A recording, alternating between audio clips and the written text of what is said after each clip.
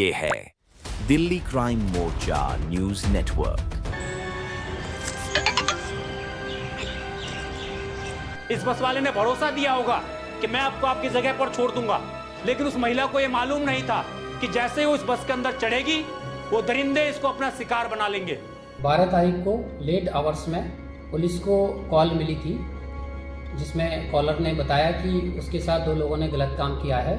पूरी महिला कम्युनिटी को, पूरे हमारे समाज को इस घटना ने झकझोड़ा है। उनके मन में एक डर पैदा किया है।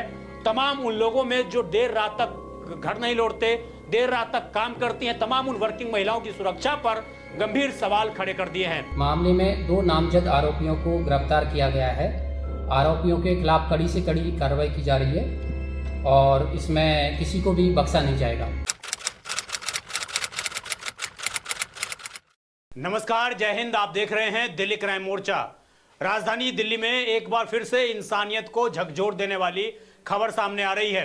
आप सभी को मालूम है कि किस प्रकार राजधानी दिल्ली में ही निर्भया जैसा कांड किया गया था, जिसमें चलती हुई बस के अंदर ड्राइवरों ने एक महिला के साथ दरिंदगी की थी। उसमें जो लोग सवार थे उन्होंने दरिंदगी की थी। उस पूरे घटनाक्रम को निर्भया कांड के माध्यम से जाना गया था। उसके बाद सख्त कानून महिलाओं के लिए बनाए गए थे, बस के लिए स्पेशल कानून बनाए गए थे, लेकिन उसके बावजूद राजधानी दिल्ली में कई बार इस तरह की घटनाएं सामने आई। इसने इंसानियत को शर्मसार किया। बीते 12 मई को भी ऐसे ही एक घटना सामने आई, जिसने राजधानी दिल्ली को एक बार फिर से निर्भया जैसा कांड की याद दिलाई। आप जो स्क्रीन पर बस देख रहे हैं, आपको बता दें ये स्लीपर बस है, जो काफी हाईफाई बस कही जाती है और अनेक राज्यों में इस बस को इस्तेमाल किया जाता है। यानी कि ये बस एक राज्य से दूसरे राज्य में जाई जा सकती है। इस बस के पास क्या ऑल इंडिया परमिट थी, इस बस की क्या स्थिति है, उन तमाम चीजों पे आज हम आपको नजर डालेंगे। लेकिन आपको उससे पहले घटनाक्रम बता देते हैं। घटना यूं हुआ कि 12 मई को लगभग शाम के आसपास 8-9 बजे के आसपास की घटना बताई जा रही है। पूरी जानकारी अभी स्पष्ट नहीं आई है। एक महिला ने पुलिस को सूचना दी कि वो एक मधुबन चौक के आसपास किसी का वेट कर रही थी, किसी से मदद मांग रही थी। इसी दौरान एक बस आती है, रुकती है, महिला को उसके अंदर खींचा जाता है और महिला को जबरदस्ती खींचने के बाद वहां से सीधी वो बस नागलोई की ओर जाती है और इसी दौरान महिला के साथ दरिंदगी की घटना को अंजाम दिया जाता है, गैंगरेप की घटना को अंजाम दिया जाता है। बताया जाता है कि बस के जो शीशे हैं वो पूरे ब्लैक हैं, जिससे कि बाहर किसी को कुछ दिखाई स्पष्ट रूप से नहीं दे सकता। उस बस के अंदर सवार ड्राइवर और कंडक्टर ने इस पूरे घटनाक्रम को अंजाम दिया। दिल्ली पुलिस को जैसे ही सूचना दी गई, पुलिस ने पूरे मामले को गंभीरता से लेते हुए इस मामले में तमाम एंगल से जांच पड़ताल करवाई, मेडिकल करवाया गया। उसके बाद मामले को दर्ज करके पुलिस ने बस को सीज कर लिया है। इसके अलावा जो ड्राइवर और कंडक्टर हैं उनको हिरासत में ले लिया गया है। रानीबाग थाने के अंदर पूरा मामला ही रजिस्टर्ड कर लिया गया है। उसकी तस्वीर आप स्क्रीन पर देख रहे हैं। 12 तारीख को लेट आवर्स में पुलिस को कॉल मिली थी, जिसमें कॉलर ने बताया कि उसके साथ 2 लोगों ने गलत काम किया है। जैसे ही मामला पुलिस की संज्ञान में आया, पुलिस ने मामला को गंभीरता से लेते हुए विक्टिम को पुलिस असिस्टेंस तथा सहायता प्रोवाइड की। मामले में 2 नामजद आरोपियों को गिरफ्तार किया गया है। आरोपियों के खिलाफ कड़ी से कड़ी कार्रवाई की जा रही है और इसमें किसी को भी बख्शा नहीं जाएगा। अब मैं दर्शकों ये खबर आपको बता दी।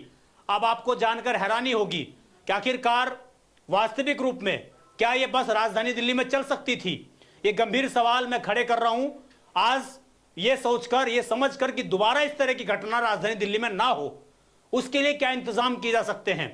आज जो हम आपको बताने वाले हैं, आप समझिए शायद किसी भी चैनल पर आप ये चीजें नहीं देख रहे होंगे।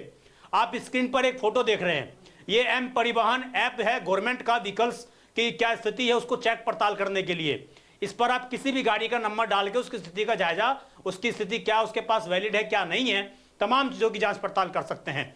हमने भी इस गाड़ी का जो नंबर है BR करके, जो ये गाड़ी बिहार गोपालगंज में रजिस्टर्ड है, ये गाड़ी वहां के नंबर के हिसाब से हमने इस गाड़ी का चेक किया तो हमें बेहद हैरान करने वाली जानकारी सामने आई।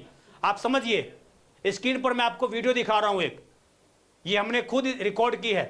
इस बस के लगभग 80 से अधिक चालान पेंडिंग हैं। आप समझ सकते हैं कि आखिरकार हमारे परिवहन, हमारे कानून नियम इतने ढीले हैं, इतने लचीले हैं कि कोई भी उसका आराम से फायदा उठा लेता है।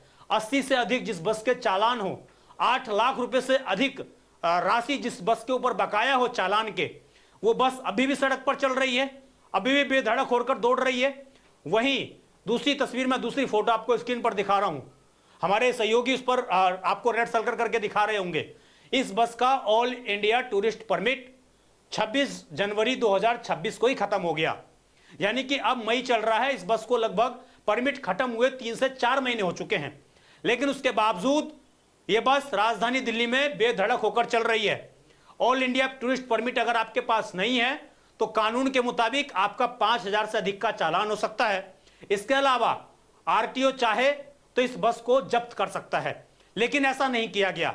यह बस बेधड़क होकर सड़क पर दौड़ रही है और जिस बस के 80 से अधिक चालान पेंडिंग हो, क्या उसके ड्राइवर को कभी ब्लैक लिस्ट में डाला गया? क्या उस बस के मालिक को कभी इसके लिए उस टूरिस्ट कंपनी को ब्लैक लिस्ट में डाला गया? इसका जवाब है नहीं। सिस्टम से जो लोग खेलते हैं उनको और खेलने दिया गया, और यही बेधड़कपन, यही कानून के प्रति बेखौफपन, आज उन अपराधियों में इतना उनका हौसला बुलंद हुआ कि उन्होंने एक महिला को अपना शिकार बनाया।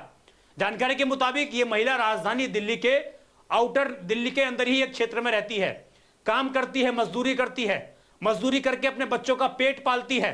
घर लौटने में उसको लेट हो गया था, उस टाइम पर वो बस का इंतजार कर रही थी। इस बस वाले ने भरोसा दिया होगा कि मैं आपको आपकी जगह पर छोड़ दूंगा, लेकिन उस महिला को यह मालूम नहीं था कि जैसे ही वो इस बस के अंदर चढ़ेगी वो दरिंदे इसको अपना शिकार बना लेंगे। जो अभी तक जानकारी है उसके मुताबिक 3 बच्चों की मां बताई जा रही है वो। आप समझिए, आज हमारे देश में 6 महीने की बच्ची से लेकर 80 साल की बुढ़िया तक सुरक्षित नहीं है। तो क्या अपराधियों के हौसले इतने बुलंद हैं?